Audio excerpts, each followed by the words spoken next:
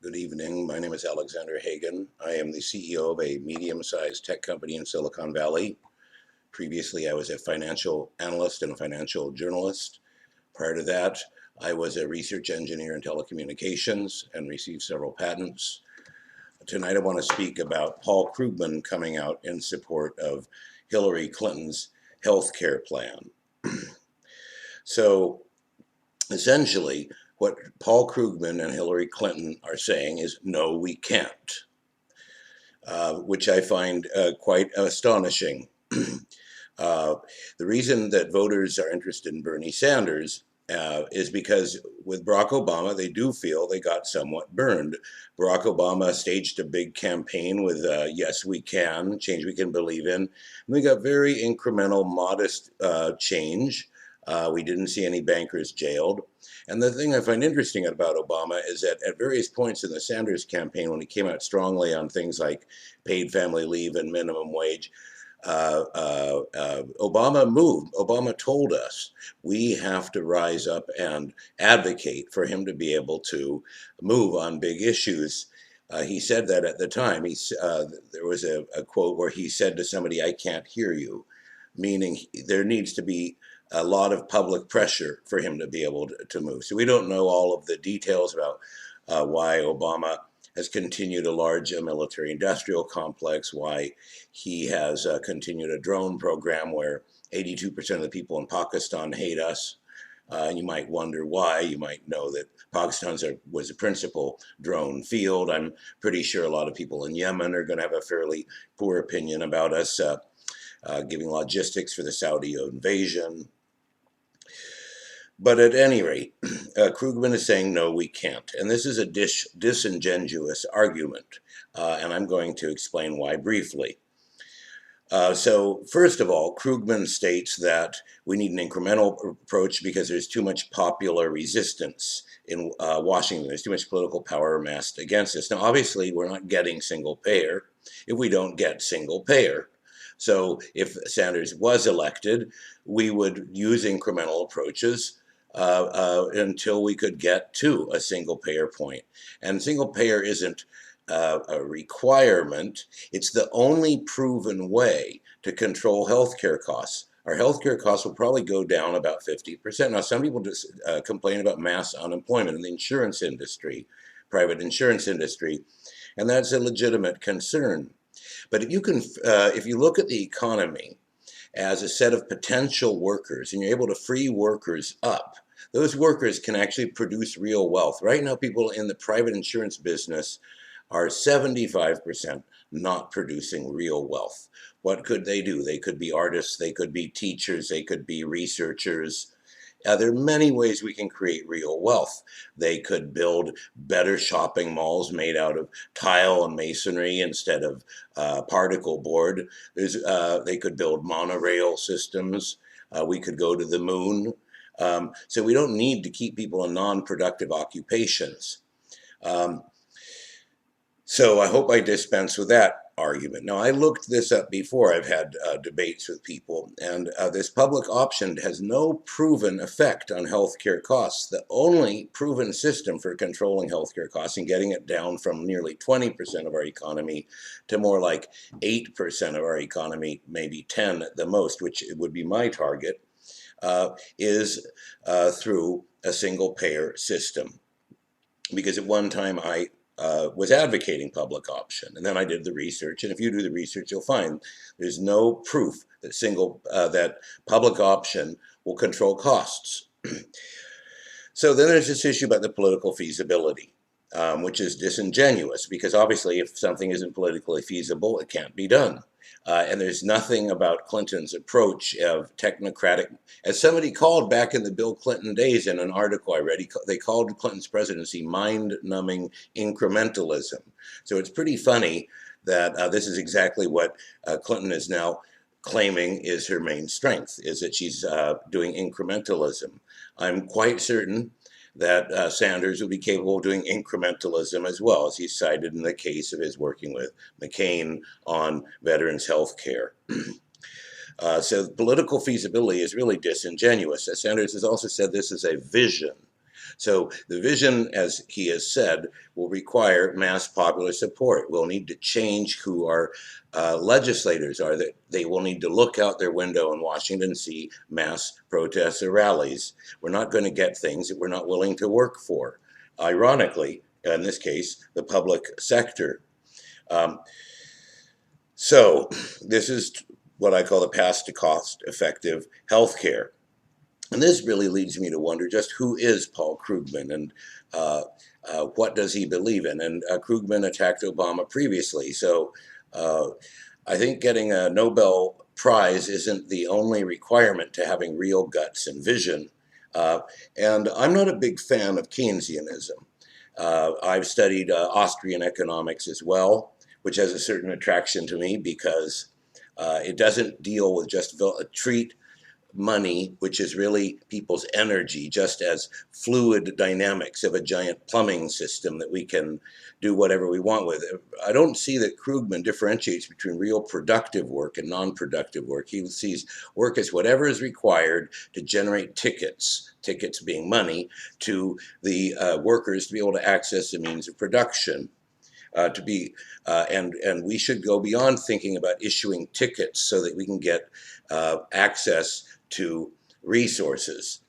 And my own studies indicate that we would only need about 25% of our population to provide all the basic services that we need, and that the other 75% who are employed in finance, insurance, real estate, there's nothing wrong with somebody being a financial wizard, an insurance guru, or real estate, but I think these people will need to go into other areas. And I hope that we can have a vision that in 200 or 300 years, perhaps after we're gone, we can have a real paradise here on Earth and not a hell.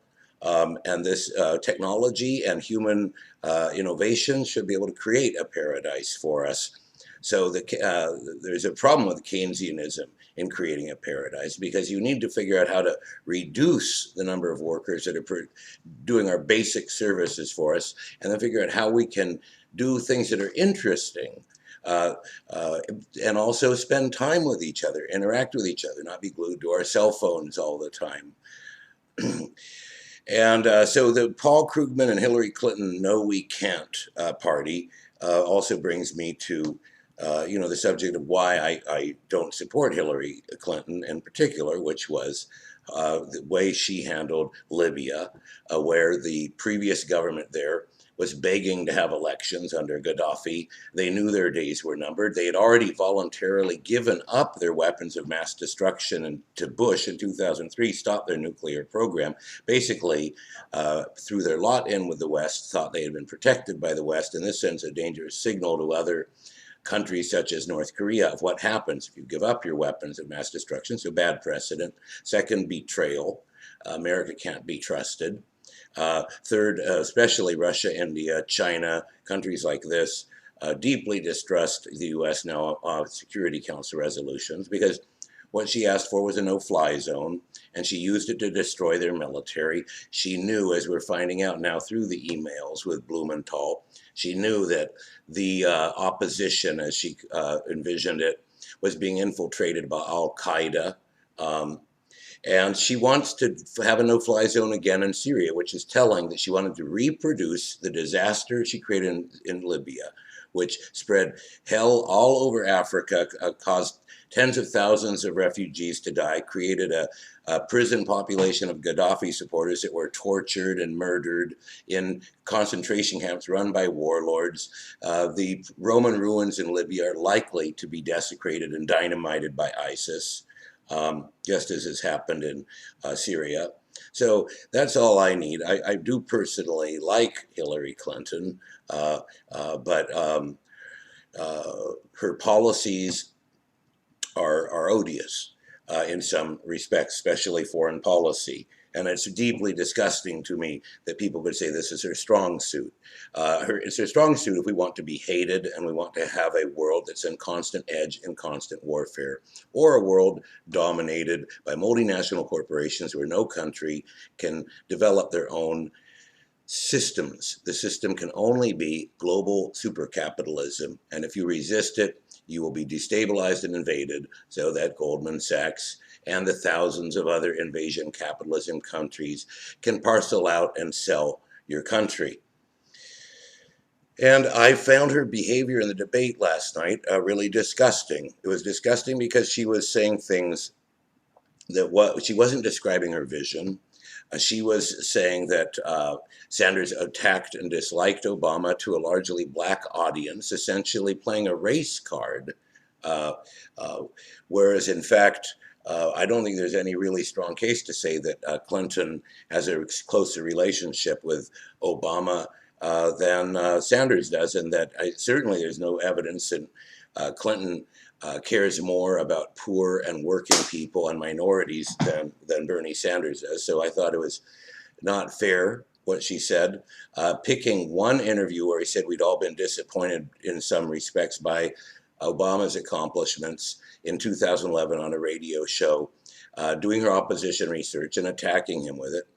It's not the way I would run a campaign, to try to destroy people based on lies. But she did it to Gaddafi in Libya. She destroyed that country based on lies.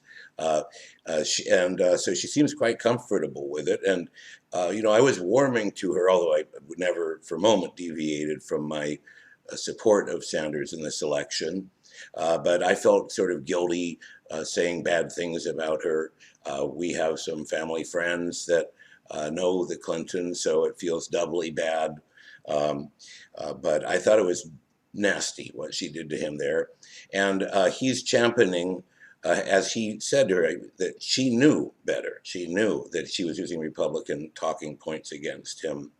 So I didn't see that she used truth at all in the debate to say, here's my view, and here's your view, and this is why my approach is better. She used weapons to destroy the man. And it's, you're never allowed to quote Hitler without losing, but Hitler said, destroying a man is right. And so I was really disappointed with her in the debate because I thought she fought dirty. I thought Sanders was by and large a gentleman. I'm not saying all of her criticisms of him were unjust, but it was, disappointing. I'm very disappointed in Paul Krugman, and I've liked Joseph Stiglitz a lot more than Krugman for a long time, and now I see Krugman as just part of the establishment, an apparatchik and a technocrat, and simply being a Clinton partisan, which maintains a status quo of a country with of a weak and uneducated middle class and working class and poor class with a enormous incarceration. All the problems Sanders is talking about are spot on. They're exactly what we need to solve. People like Rand Paul and Ron Paul speak of them as well. They have different approaches, but they're willing to speak truth to power. So it is a funny thing. We've come to the point where we have the establishment simply saying, no, we can't. Why do we believe Bernie Sanders and believe that this is change we can believe in? I said back in 2012 that in the case of Ron Paul, this is change we can verify, because the commonality of Ron Paul and Bernie Sanders is that they are clearly not in it for the money. They're not in it to get off on power. They are deeply philosophically based people. The 30-year record Sanders has makes people feel confident that he won't do what Obama did, which was to talk one game up to 2008, up to get the election, and then act in quite a different way once he got in power. And as I said, my only excuse for him is that he said, I can't hear you. But he didn't take his database of people like me who contributed to him and call us up or email us and say, this is what we're going to do next. Everything ended when he got into office. Bernie was charitable about it and said that Obama was going to negotiate. But to us, we felt used and sold out. Just as when I sent a lot of money to Ron Paul, 2 weeks later, he dropped out of the election, perhaps because they promised him good treatment of his son. I don't know. That's the rumor I heard. And this Jesse Benton was a real snake in the house. So at any rate, sort of all over the map tonight, but I hope that I convince some of you that Krugman should be discounted because his argument, if we go through it in the New York Times, I think can be refuted at every point. He simply says we don't have the capability to do it. And I don't see anything in here that really indicates that there's anything wrong with Sanders' approach, other than its lack of political feasibility. Now, if we get coattails for Sanders, we won't have this problem. Sanders has stated it's a vision. It may not happen overnight. So it was simply a way for Krugman to weigh in, put a thumb on the scale to advance Clinton's agenda, and it was disingenuous. It was a fraud, and I'm angry about it because I've respected Paul Krugman in the past. In fact, one of my more popular videos was simply reading his speech, Blizzard of Lies, about McCain. My name is Alexander Hagan. Thank you, good night, and good luck.